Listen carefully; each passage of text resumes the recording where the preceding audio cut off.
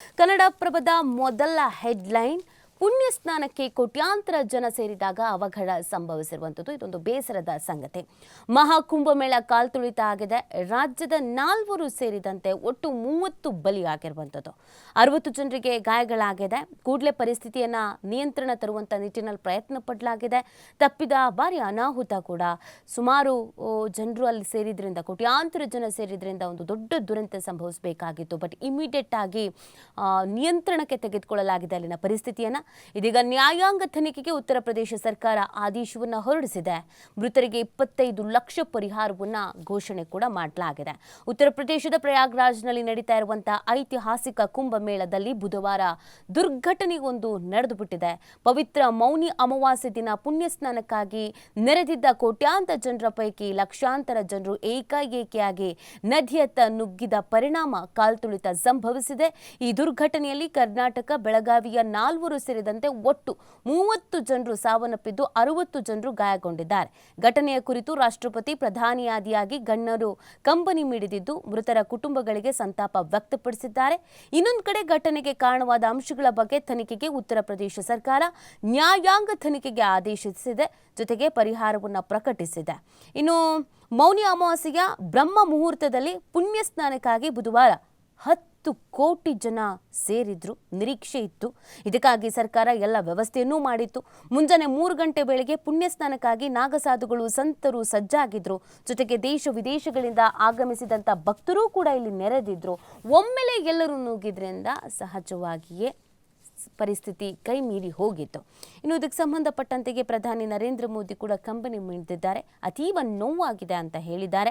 ಪ್ರಯಾಗದಲ್ಲಿನ ದುರ್ಘಟನೆಯು ನನಗೆ ಅತೀವ ನೋವನ್ನು ಉಂಟು ಮಾಡಿದೆ.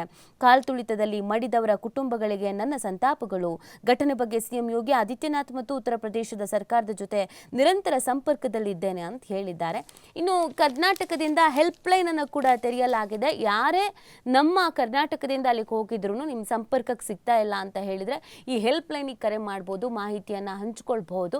ಇನ್ನು ಅಲ್ಲಿರೋರು ಕೂಡ ಏನಾದರೂ ಸಮಸ್ಯೆ ಆಗ್ತಾ ಇದೆ, ಎಮರ್ಜೆನ್ಸಿ ನೀಡ್ ಇದೆ ಅಂತಂದರೆ ಕಾಲ್ ಮಾಡಬಹುದು. ನಂಬರ್ ಈ ಥರ ಇದೆ ನೋಡಿ. ಉತ್ತರ ಪ್ರದೇಶದ ಪ್ರಯಾಗ್ರಾಜ್ದಲ್ಲಿ ನಡೀತಿರುವ ಐತಿಹಾಸಿಕ ಕುಂಭಮೇಳಕ್ಕೆ ನಿಮ್ಮವ್ರು ತೆರಳಿದ್ರೆ ಅವರೇನಾದರೂ ನಿಮ್ಮ ಸಂಪರ್ಕಕ್ಕೆ ಸಿಗ್ತಾ ಇಲ್ಲ ಅಂದರೆ ಈ ನಂಬರಿಗೆ ಕಾಲ್ ಮಾಡಿ. 8020340676 8022340676 ಈ ನಂಬರಿಗೆ ಕಾಲ್ ಮಾಡಬಹುದು. ಯಾರಾದರೂ ನಿಮ್ಮ ಫ್ಯಾಮಿಲಿಯಲ್ಲಿ ಅಥವಾ ನಿಮ್ಮ ಸ್ನೇಹಿತರು ಹೋದವರು ಕಾಂಟ್ಯಾಕ್ಟಿಗೆ ಬರ್ತಾ ಇಲ್ಲ, ಕಾಲ್ ಮಾಡಿದ್ರೆ ಪಿಕ್ ಮಾಡ್ತಾ ಇಲ್ಲ ಅಥವಾ ರೀಚ್ ಆಗ್ತಿಲ್ಲ, ತೀರಾ ರೀತಿಯಾದಂಥ ಸಮಸ್ಯೆ ಇದೆ ಅಂತ ನಿಮಗೇನಾದರೂ ಅನಿಸುತ್ತೆ, ಈ ನಂಬರಿಗೆ ಕಾಲ್ ಮಾಡ್ಬೋದು. ಕರ್ನಾಟಕ ಸರ್ಕಾರ ಈ ಹೆಲ್ಪ್ ಲೈನನ್ನು ತೆರೆದಿದೆ. ಇನ್ನು ಮೃತಪಟ್ಟ ರಾಜ್ಯದ 4 ಮಂದಿ ಬೆಳಗಾವಿಯವರು ಅನ್ನೋದು ಕೂಡ ಗೊತ್ತಾಗ್ತಾ ಇದೆ. ಬೆಳಗಾವಿಯಲ್ಲಿ 4 ಜನ ಮೃತಪಟ್ಟಿದ್ದಾರೆ. ಅವರ ಮೃತದೇಹ ತರುವಿಕೆಗಾಗಿ ಕಾಯ್ತಾ ಇದ್ದಾರೆ.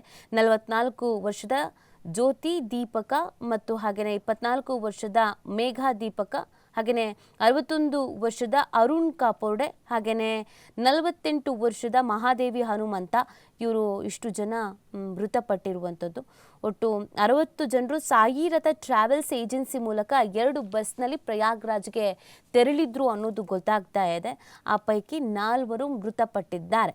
ಪುಣ್ಯ ಸ್ನಾನದ ವೇಳೆ ನಡೆದಂಥ ಕಾಲ್ತುಳಿತದಲ್ಲಿ ತಾಯಿ ಮಗಳು ಸೇರಿ ಬೆಳಗಾವಿಯ 4 ಜೀವವನ್ನು ಕಳ್ಕೊಂಡಿದ್ದಾರೆ. ಎಲ್ಲ ಪ್ಲ್ಯಾನ್ ಮಾಡ್ಕೊಂಡು 2 ಬಸ್ಸಲ್ಲಿ ಹೋಗಿದ್ರು.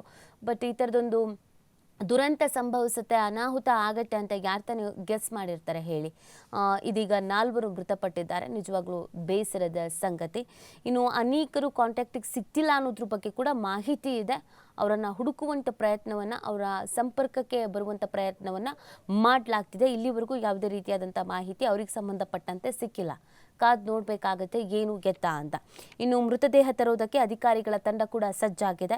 ಉತ್ತರ ಪ್ರದೇಶದ ಪ್ರಯಾಗ್ರಾಜ್ನಲ್ಲಿ ನಡೀತಿರುವ ಕುಂಭಮೇಳದಲ್ಲಿ ಸಂಭವಿಸಿದ ಕಾಲ್ತುಳಿತ ದುರಂತದಲ್ಲಿ ಮೃತಪಟ್ಟಿದ್ದಾರೆ ಎನ್ನಲಾದ ರಾಜ್ಯದ 4 ಮೃತದೇಹಗಳನ್ನು ವಾಪಸ್ ತರುವ ಸಂಬಂಧ ರಾಜ್ಯ ಸರ್ಕಾರ ನೋಡಲ್ ಅಧಿಕಾರಿಗಳ ತಂಡವನ್ನು ನಿಯೋಜಿಸಿದೆ. ಈಗ ಸಂಪರ್ಕ ಮಾಡುವಂಥ ಕೆಲಸವನ್ನು ಮಾಡಲಾಗ್ತಾ ಇದೆ. ಇನ್ನು ಮುಂದಿನ ಸುದ್ದಿ ಯಾವುದಿದೆ ಅಂತ ನಾವು ನೋಡೋದಾದ್ರೆ, ಮೈಕ್ರೋ ಫೈನಾನ್ಸ್ಗಳ ವಿರುದ್ಧದ ಸುಗ್ರೀವಾಜ್ಞೆ ರೆಡಿ. ಇಂದು ಸಂಪುಟಕ್ಕೆ ಕ್ಯಾಬಿನೆಟ್ ಒಪ್ಪಿಗೆ ಪಡೆದು ಗವರ್ನರ್ಗೆ ರವಾನೆ. ಕಿರುಕುಳ ಕೊಟ್ಟರೆ ಕಂಪನಿ ಮುಖ್ಯಸ್ಥರಿಗೆ ಜೈಲುವಾಸ ಪಕ್ಕ. ಫೈನಾನ್ಸ್ ವ್ಯವಹಾರಗಳಿಗೆ ತಡೆ ಇಲ್ಲ. ಡಾಕ್ಟರ್ ಪರಮೇಶ್ವರ್ ಖಚಿತಪಡಿಸಿದ್ದಾರೆ.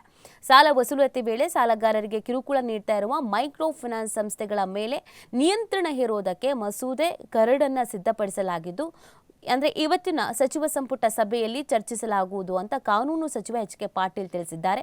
ವಿಧಾನಸೌಧದಲ್ಲಿ ಬುಧವಾರ ಮಸೂದೆ ಅಂತಿಮಗೊಳಿಸುವ ಸಂಬಂಧ ಗೃಹ ಸಚಿವ ಡಾಕ್ಟರ್ ಜಿ ಪರಮೇಶ್ವರ್ ಜೊತೆಗೂಡಿ ವಿವಿಧ ಇಲಾಖೆಗಳ ಅಧಿಕಾರಿಗಳೊಂದಿಗೆ ಸಭೆ ನಡೆಸಿ ನಂತರ ಮಾತನಾಡಿದ ಅವರು, ಮೈಕ್ರೋ ಫೈನಾನ್ಸ್ಗಳ ಸಾಲ ವಸೂಲಾತಿ ಸಂದರ್ಭದಲ್ಲಿ ಅಮಾನವೀಯವಾಗಿ ವರ್ತಿಸುತ್ತಾ ಇದೆ.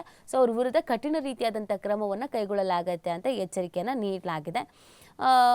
ಈಗಾಗಲೇ ರಾಜ್ಯದಲ್ಲಿ ಅನೇಕ ರೀತಿಯಾದಂಥ ಸಮಸ್ಯೆಗಳು ಈ ಮೈಕ್ರೋ ಫೈನಾನ್ಸ್ ಕಂಪನಿಗಳಿಂದ ಆಗ್ತಾ ಇದೆ. ಕೆಲವರು ಊರು ಬಿಟ್ಟು ಹೋಗ್ತಾ ಇದ್ದಾರೆ, ಕೆಲವರು ಪ್ರಾಣ ಕಳ್ಕೊಳ್ತಾ ಇದ್ದಾರೆ, ಮಾನ ಮರ್ಯಾದೆಗೆ ಅಂಜಿ ಕೆಲವರು ಊರೇ ಬೇಡ ಅಂತ ಹೋಗ್ತಾ ಇದ್ದಾರೆ. ಸೊ ಹೀಗಿರಬೇಕಾದ್ರೆ ಒಂದು ಕಠಿಣ ರೀತಿಯಾದಂಥ ರೂಲ್ಸನ್ನು ತರಲೇಬೇಕು ಅನ್ನುವಂಥ ಆಗ್ರಹ ಹೆಚ್ಚಾಗಿತ್ತು. ಇದಕ್ಕಾಗಿ ತುರ್ತು ಸಭೆಯನ್ನು ಕರೆಯಲಾಗಿತ್ತು, ಸಭೆಯಲ್ಲಿ ಚರ್ಚಿಸಲಾಗಿತ್ತು. ಫೈನಲಿ ಸುಗ್ರೀವಾಜ್ಞೆಯ ನಿಟ್ಟಿನಲ್ಲಿ ಇದೀಗ ಇವತ್ತು ಮೀಟಿಂಗ್ ಇದೆ, ಸಚಿವ ಸಂಪುಟ ಸಭೆ ಇದೆ. ಸೊ ಇಲ್ಲಿ ತೀರ್ಮಾನವನ್ನು ಕೈಗೊಳ್ಳಲಾಗುತ್ತೆ. ಇದೆಲ್ಲದರ ಬೆನ್ನಲ್ಲೇ ಫಿನಾನ್ಸ್ ಕಿರುಕುಳಕ್ಕೆ ಮತ್ತೊಬ್ಬ ಮಹಿಳೆ ಬಲಿಯಾಗಿರುವಂಥ ಘಟನೆ ಕೂಡ ನಡೆದಿದೆ. 30 BP ಮಾತ್ರೆಗಳನ್ನು ನುಂಗಿ ಮಹಿಳೆ ಆತ್ಮಹತ್ಯೆಗೆ ಪ್ರಯತ್ನವನ್ನು ಮಾಡಿರುವಂಥದ್ದು. ಮೈಕ್ರೋ ಫೈನಾನ್ಸ್ ಕಿರುಕುಳಕ್ಕೆ ರಾಜ್ಯದಲ್ಲಿ ಮತ್ತೊಂದು ಸಾವು ಸಂಭವಿಸಿದೆ. ದೌರ್ಜನ್ಯದಿಂದ ನೊಂದು ಆತ್ಮಹತ್ಯೆಗೆ ಯತ್ನಿಸಿದ್ದ ಮಂಡ್ಯ ಜಿಲ್ಲೆಯ ಮಳವಳ್ಳಿ ತಾಲೂಕಿನ ಕೊನ್ನಾಪುರ ಗ್ರಾಮದ 59 ವರ್ಷದ ಪ್ರೇಮ ಬುಧವಾರ ಮೃತಪಟ್ಟಿದ್ದಾರೆ. ಮತ್ತೊಂದು ಕಡೆ ತುಮಕೂರು ಜಿಲ್ಲೆ ಕೊರಟಗೆರೆ ತಾಲೂಕಿನ ಅಲ್ಲಾಳಸಂದ್ರ ಹನುಮಂತಪುರದಲ್ಲಿ ಮಂಗಳಮ್ಮ ಎಂಬುವರು 30 BP ಮಾತ್ರೆ ಸೇವಿಸಿ ಆತ್ಮಹತ್ಯೆಗೆ ಯತ್ನಿಸಿದ್ದಾರೆ.